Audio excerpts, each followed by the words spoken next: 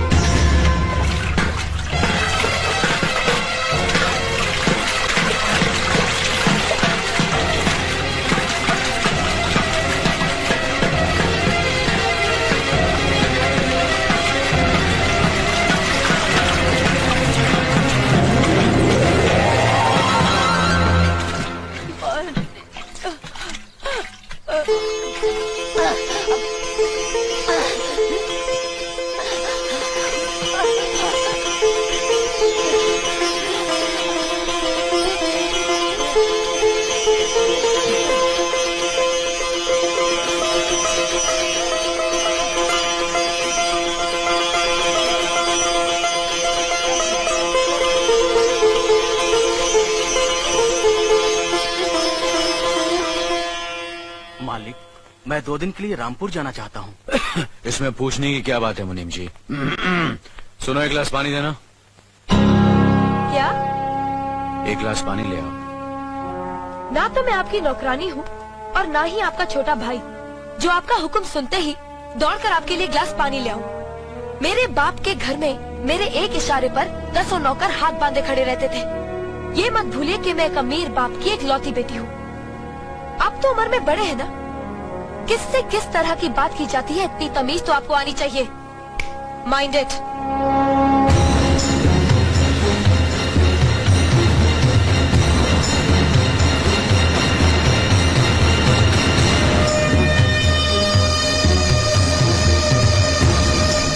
मालिक, छोटी बहू की बात का बुरा मत मानना, नादान है, बच्ची है।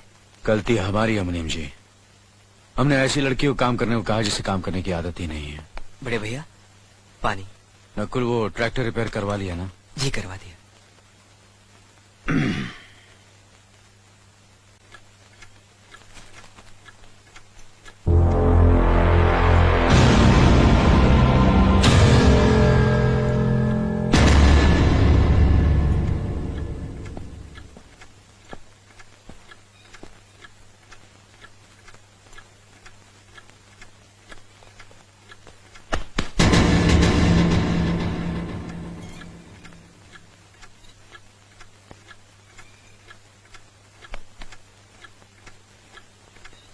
इसे मैं फेंक देता हूँ बड़े भैया, आप चाहिए।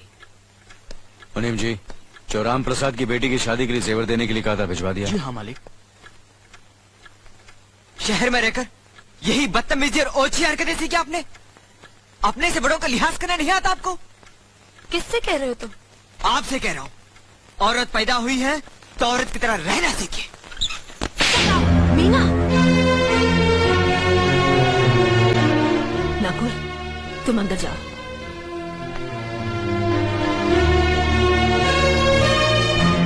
पागल हो गई हो तुम? औरत होकर एक मर्द पर हाथ उठाते हो? इतनी ऊंची घराने की बहू होकर ऐसी नीच हरकत, शर्म नहीं आई तुम्हें? कौन सा ऊंचा घराना? ये जहाँ सिर्फ एक आदमी राजा है और बाकी सब उसके गुलाम। मीना, चिल्लाइए मत। आप मेरी सास नहीं है। जिस तरह आप इस घर की बहू है वैसे मैं भी हूँ। बहू हो तो बहू की मर्यादा में रहो। मर्यादा की रस्सी में तो आप जैसी जाहिल और गवार औरतें बनती हैं। मुझ जैसी पढ़ी लिखी मॉडर्न जमाने की लड़की नहीं। Uneducated idiots. Excuse me. I'm not an illiterate. I'm a graduate from the University of Allahabad. I am aware of the modernization of women, but I have not forgotten my culture, my customs, my traditions and my values. And most of all, I'll never ever forget that I'm an Indian woman. Modern जमाने की औरत भी औरत ही होती है, उसे भी मर्द ही ब्याह कर ले जाता है। मर्द को भी आकर वो नहीं ले जाती। जमाने ख्याल और लिबास बदल देते हैं, औरत की शरीर की बनावट नहीं। लोग तुम्हारे ख्याल की लड़कियों को लज्जत का सामान भले ही समझते हो, इज्जत के काबिल कोई नहीं समझता। इज्जत आज भी उन्हीं औरतों की होती है जिनकी आंखों में हया हो, लाज हो, शर्म हो। हम नहीं कहते कि तुम बंदिशों में रहो, लेकिन अपने दायरे की सीमा को मत भूलो। लड़की जब अपने माँ बाप के घर होती है तब उसके कांधों पर अपने ही घर की इज्जत का बोझ होता है, लेकिन जब वो बहू बनकर ससुराल जाती है तब उसके कांधों पर एक नहीं 2 परिवारों की इज्जत का बोझ होता है। आज जिस तरह तुमने नकुल को तमाचा मारा है, अगर उसी तरह उसका भी हाथ उठ जाता तो तुम्हारी क्या इज्जत रह जाती? कभी सोचा तुमने? क्या बात है मीना?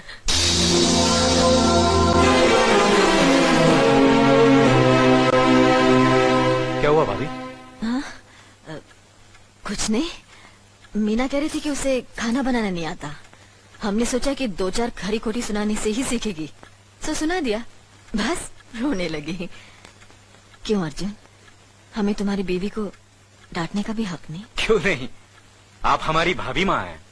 आप मार सकती हैं, डांट सकती हैं, कुछ भी कर सकती हैं।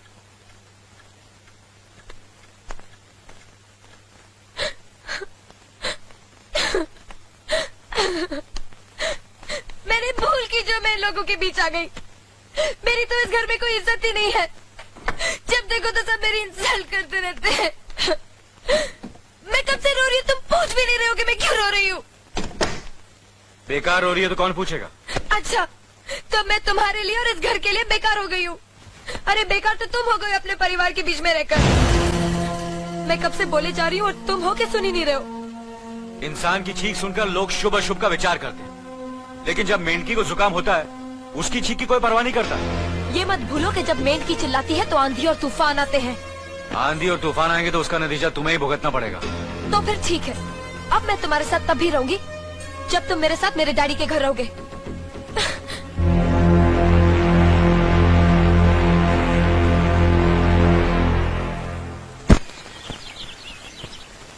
हमारी मीना बहुत प्यारी बच्ची है, लेकिन उसमें अभी भी बचपना है। हमारे तौर तरीकों को नहीं जानती है ना, लेकिन आस्ता आस्ता हम उसे सब सिखा देंगे।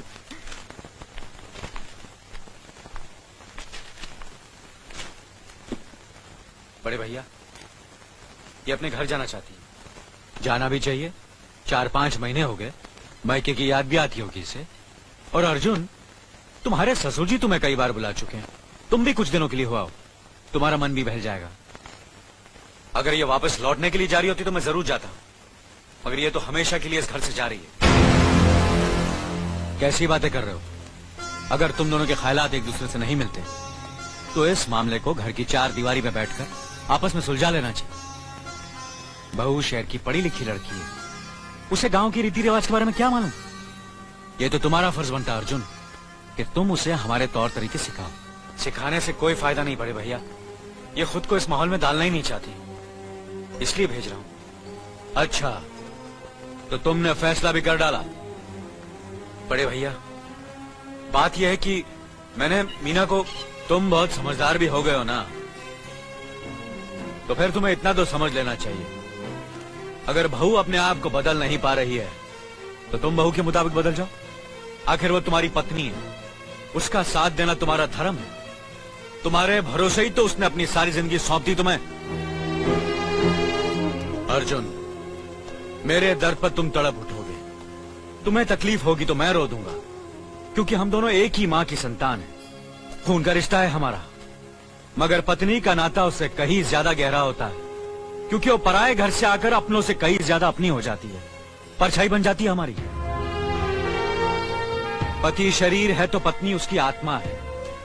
पत्नी ही पति के जीवन को सही अर्थ देती है, उसे कामयाब बनाती। पत्नी के बगैर पति बेजान और बेमाने हो जाते हैं। अगर आज तुम अपनी पत्नी को हमेशा के लिए उसके मैके छोड़ाओगे तो ये गांव, ये समाज क्या कहेगा हमारे बारे में? जरा सोचो अर्जुन, न्याय के सिंहासन पर बैठकर जो लोगों के अच्छे बुरे का फैसला करता है, अगर उसी के घर में नाइंसाफी होगी तो लोग हंसेंगे हम पर किसी को मुंह दिखाने के काबिल नहीं रहेंगे हम। बड़े भैया, मुझसे भूल हो गई, मुझे माफ कर दीजिए। मुनीम जी। जी मालिक। जायदाद के दस्तावेज लाइए। जी अभी लाया। बहू, पति ही पत्नी की असली शक्ति होती है। हमारे पुरखों ने कुल धर्म पत्नी के बारे में कहा है, जो पति के काम में उसकी मददगार हो, उसे अच्छी सलाह दे, जो दासी की तरह उसकी सेवा करे, माँ की तरह उसे खिलाए पिलाए, लक्ष्मी का रूप हो और धरती की तरह उसमें सहन शक्ति हो, वही आदर्श पत्नी होती है। औरत की सोच मर्द का मुकद्दर बनाती है। वो जब बनाने पर आती है तो कुटिया को महल कर देती है, और जब बिगाड़ने पर उतरती है तो महल को मिट्टी का ढेर बना देती है। मालिक, ये जायदाद के दस्तावेज है। हमारी जमीन जायदाद कहां कहां है और कितनी है, उसका हिसाब किताब ना बाबूजी को मालूम था, ना हम तीनों भाइयों को मालूम है। बहू, तुम पढ़ी लिखी हो, आज से इसका हिसाब किताब तुम देखोगी। लक्ष्मी जी।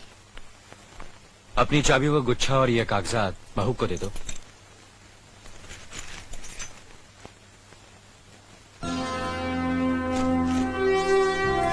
आज से तुम इस घर की मालकिन हो। तुम जहां कहोगी, जिस कागज पर कहोगी, हम तीनों भाई चुपचाप आंख बंद करके दस्तखत कर देंगे। जैसा कहोगी वैसा ही करेंगे। बस एक ही विनती है बहू, हम तीनों भाइयों को अलग करने का ख्याल अपने मन में कभी आने मत देना।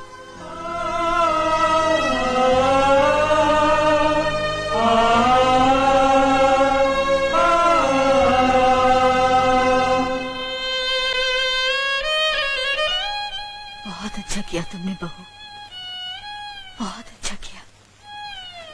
इनकी आंखों में आंसू देखने की हमने सपने में भी उम्मीद नहीं की थी, लेकिन तुमने हमें दिखा दिया। बहुत अच्छा किया तुमने, बहुत अच्छा किया।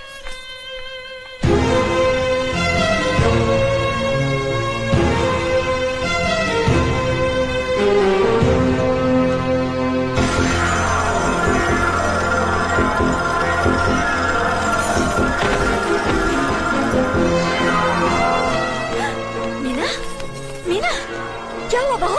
मीना, मुनीम जी जल्दी से डॉक्टर को बुलाइए।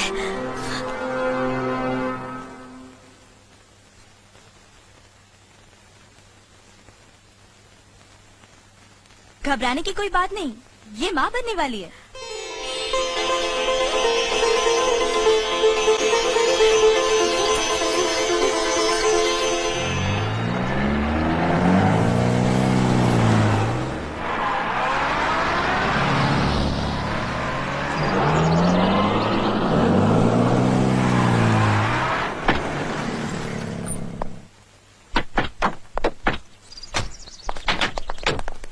आप लोग यहीं ठहरिए, मैं ठाकुर साहब से मिलकर आता हूँ।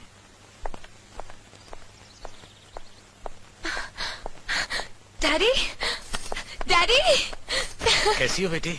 What a pleasant surprise. आने की खबर भी नहीं की।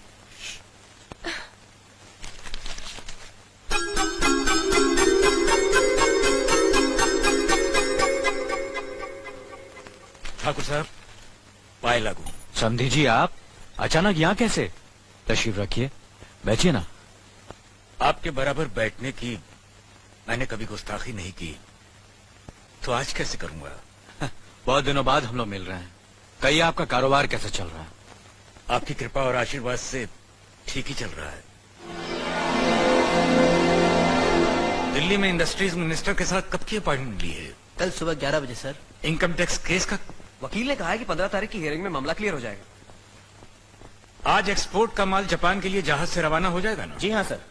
नमस्ते ठाकुर साहब। नमस्ते नमस्ते नमस्ते। अरे दीनानाथ जी, आप लोगों ने यहाँ आने की तकलीफ क्यों की? मैं आपकी संस्था के लिए गवर्नर साहब से बात कर चुका हूँ, आपका काम हो जाएगा। धन्यवाद, बहुत बहुत। अरे गोपीनाथ जी, होम मिनिस्टर ने वादा किया कि आपके भाई का ट्रांसफर जल्दी ही हो जाएगा। Thank you sir. Daddy, good morning daddy. Good morning my child. आप कहीं जा रहे हैं क्या? हाँ बेटी, एक जरूरी काम से दिल्ली जा रहा हूँ। अपना ख्याल रखना। हाँ? ओके। Okay, bye. पास में ही फैक्ट्री के लिए जमीन देखने आया था, सोचा आपके दर्शन करता चलूं। अब इजाजत दीजिए। इतनी जल्दी कैसे जा सकते हैं आप? भोजन तो करते चाहिए। माफ कीजिए, आप तो जानते ही हैं, बाप बेटी के घर का खाना तो क्या, पानी भी नहीं पी सकता। शहर में रहकर भी अभी भी आप इन बातों को मानते हैं? शहर में रहूं या गांव में, मैं अपनी परंपरा और संस्कार कैसे भूल सकता हूं? आखिर मैंने इसी मिट्टी में जन्म लिया है। अच्छा, चलता हूं। अजी, कम से कम बेटी से मिलकर उसकी कुशलता तो पूछ लीजिए। ये क्या कह रहे हैं आप? मैं इतना ऊंचा नहीं हूं कि अपनी बेटी की कुशलता पूछकर आपका अपमान करूं। ठाकुर साहब, ये तो मेरी बेटी का सौभाग्य है कि वो इस मंदिर जैसे पवित्र घर में बहू बनकर आई, और फिर आपकी छत्र छाया में तो वो कुशल हो गई। राम राम। राम राम। बेटे, जिस तरह तुम मैके में चहकाती रही हो ना, वैसे ही अपनी ससुराल को भी महकाती रहना। जी। हुँ?